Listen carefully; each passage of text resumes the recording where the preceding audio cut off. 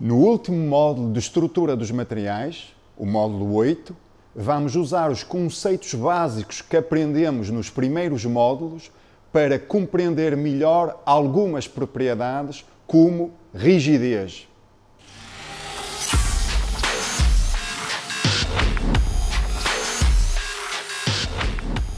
Nos módulos anteriores vimos como os átomos se podem ligar entre si, vimos o empilhamento dos átomos, falámos logo no início do módulo de Young, da rigidez, falámos da densidade.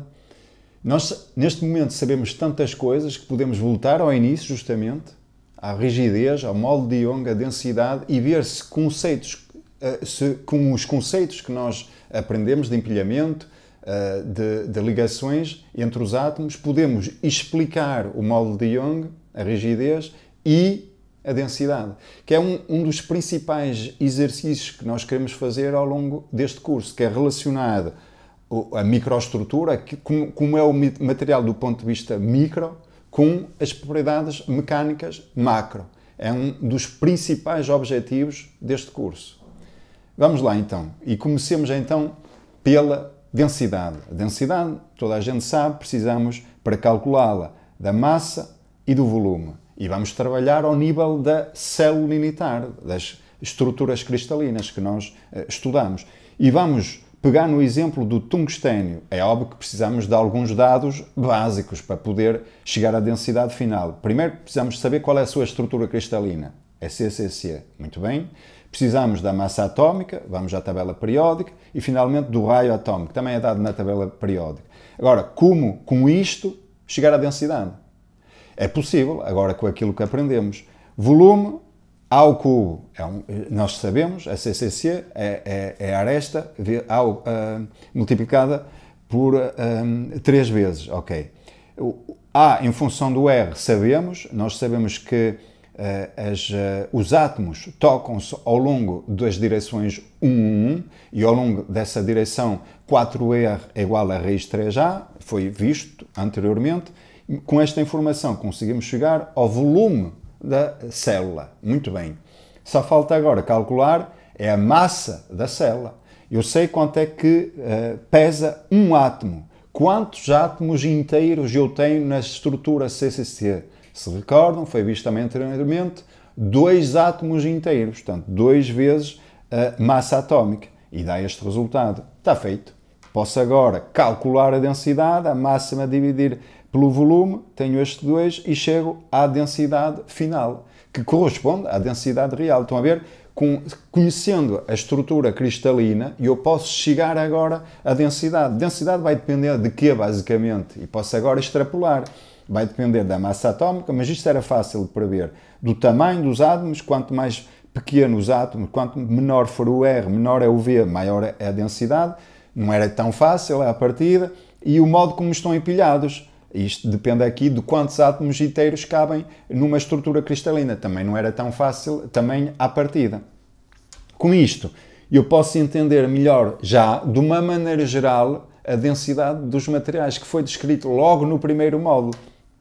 Tenho aqui a densidade para vários materiais, metais, cerâmicos, polímeros, compósitos. Porquê que os metais são tão densos? Porque têm um empilhamento denso, o CCC, a CFC, a HC, são átomos pesados, ok? Os cerâmicos têm ligações fortes, ok? Mas essas ligações são direcionais, recordam-se da ligação covalente, e isso vai ter impacto no modo como eu posso empilhar os átomos. Não são tão densos. E para além disso, contém também átomos mais leves, como o oxigênio. Portanto, daí a densidade baixar em relação aos metais.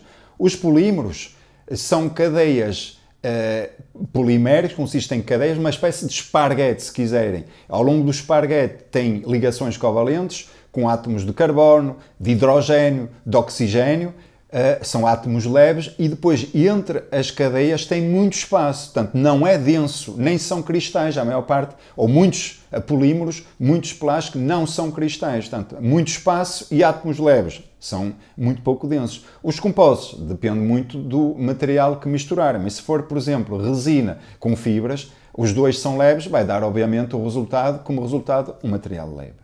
Muito bem, isto para a densidade. Para o módulo de elasticidade, para o módulo de Young.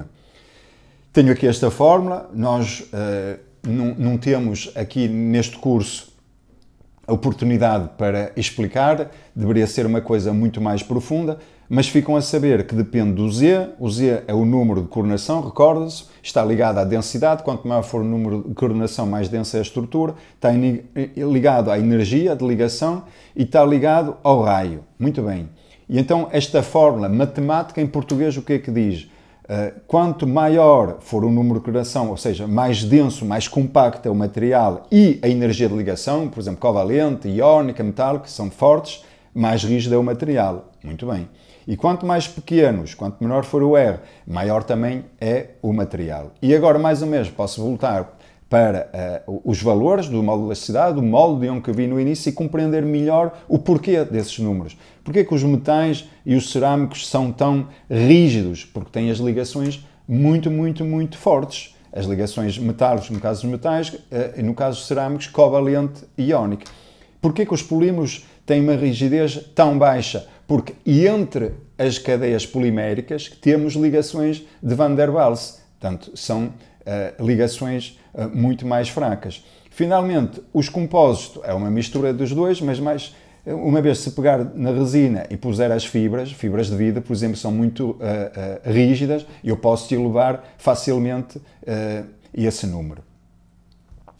E agora, posso até combinar os dois, que é a rigidez e a densidade, que é muito, muito importante, sobretudo na área dos transportes. Na área dos transportes não é só eu quero um material muito rígido e muito resistente, não. Eu quero um material muito rígido e resistente e ao mesmo tempo muito leve. Portanto, a característica, na verdade, ou a propriedade, na verdade, mais importante nem é a rigidez, nem é a resistência, é a rigidez específica e a resistência específica, ou seja, a rigidez é dividida pela densidade e a resistência é dividida pela densidade. Se quiserem, tenho aqui um exemplo de cálculo para perceberem melhor. Imaginem uma barra a ser tracionada pela lei Duke, recordam-se da lei Duke, a tensão é igual ao módulo de elasticidade, ao módulo de Young vezes a deformação, está aqui exprimida de outra maneira, para o deslocamento, e o deslocamento é aqui. A massa, isso já sabem, mas em função da densidade, podem utilizar a expressão do delta, pô-la aqui dentro da massa e chegar à conclusão que para reduzir o M tem que maximizar a rigidez específica, ok? E podem fazer exatamente o mesmo tipo de cálculo para a resistência e chegar à conclusão que para minimizar a massa tem que maximizar a resistência a dividir pela densidade, ou seja, a resistência específica. Eu quero muita resistência, mas ao mesmo tempo o mais leve possível. Mas vamos pegar em números para vocês perceberem melhor. Vamos pegar, por exemplo, no módulo e num dos compósitos mais conhecidos, que é epóxi reforçado com fibras de carbono. Tem esta rigidez, à volta de 200 GB. Muito bom. O aço tem à volta de 200 também. A partida, ela por ela. Mas porquê que é utilizado muito o compósito na área do transporte? Porque se olharem para a rigidez específica, portanto, dividirem este valor por este e este valor por este, reparem na diferença agora, é imbatível. O compósito é muito superior à rigidez específica ao aço. Em termos de resistência, olhem para os números, também muito comparável, mas se dividirem pela densidade, reparem na diferença. Portanto, eu com muito menos material, eu posso obter muito mais resistente e muito mais rigidez. É isto que quer dizer em português. A diferença entre alumínio e aço tratado, já agora, também é interessante. Porquê é que eu não ponho aço tratado, por exemplo, nos aviões? Me parece um material muito robusto. À partida faz mais sentido e até muito mais resistente que o alumínio. Mas se dividirem a resistência pela densidade, reparem, agora é o alumínio que ganha. Por isso é que o alumínio é utilizado na fuselagem dos aviões e não o aço tratado, provavelmente nem descolado. Ok? Portanto, estão a ver este exercício com aquilo que nós aprendemos, com métodos adecelados, eu posso voltar à modularidade, posso voltar à densidade e perceber muito melhor porque é que os números são assim.